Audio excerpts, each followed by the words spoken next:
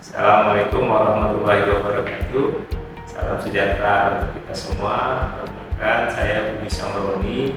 Sini saya akan membacakan tentang kepemimpinan transformasional dan merupakan salah satu role model yang saat ini, yaitu seorang anak muda yang sekarang sebagai Menteri Pendidikan di Kabinet Kepala Daerah, Bapak Nadiem Makarim, di mana beliau adalah pendiri startup Gojek yang merupakan sarana layanan publik yang menyediakan lebih dari 20 layanan seperti mengantarkan ke suatu tempat, memesan makanan, melakukan dan mengantarkan barang sesuai dengan alamat dan tujuan.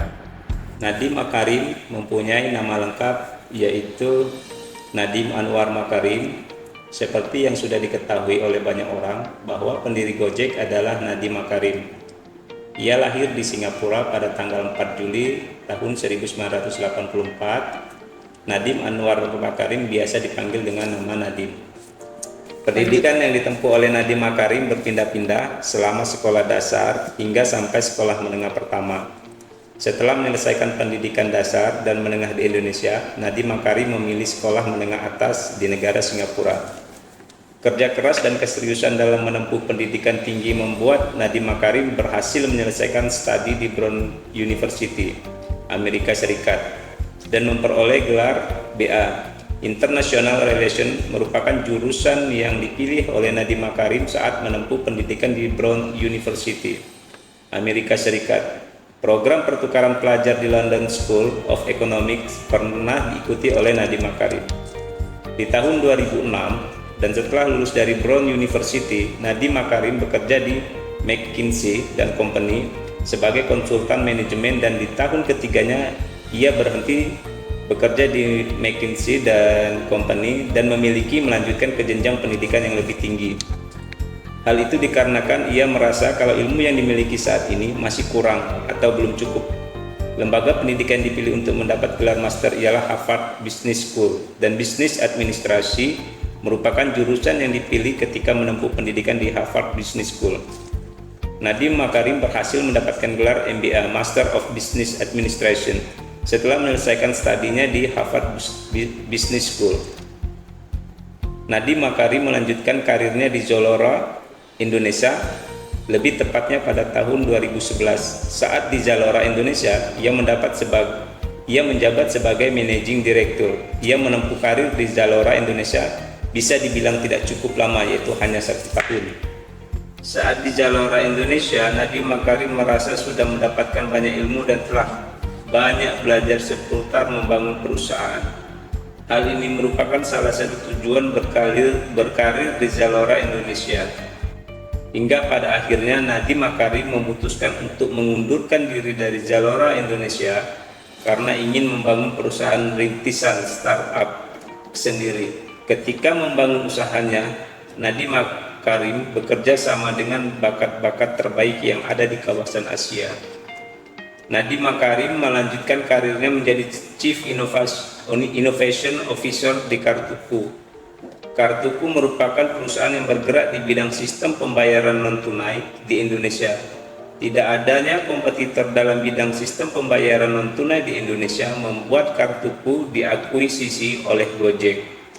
Gojek mengakuisisi Kartuku dengan tujuan untuk memperkuat sistem pelayanan di GoPay.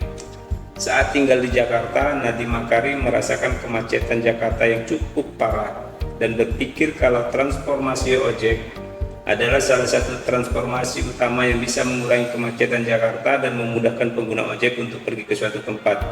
Ketika Nadiem Makarim naik transportasi ojek, ia berbincang-bincang dengan tukang ojek. Dari hasil bincang-bincang itu, pendapat ojek mengeluhkan sulitnya mendapat penumpang, sehingga banyak waktu yang terbuang sia-sia hanya untuk menunggu penumpang. Waktu yang terbuang sia-sia ini bisa menyebabkan berkurangnya pendapatan tukang ojek. Atas dasar kedua itu, Nadiem Makarim mempunyai keinginan dan bercita-cita membangun perusahaan yang dapat memudahkan para mitra ojek untuk mendapatkan penumpang.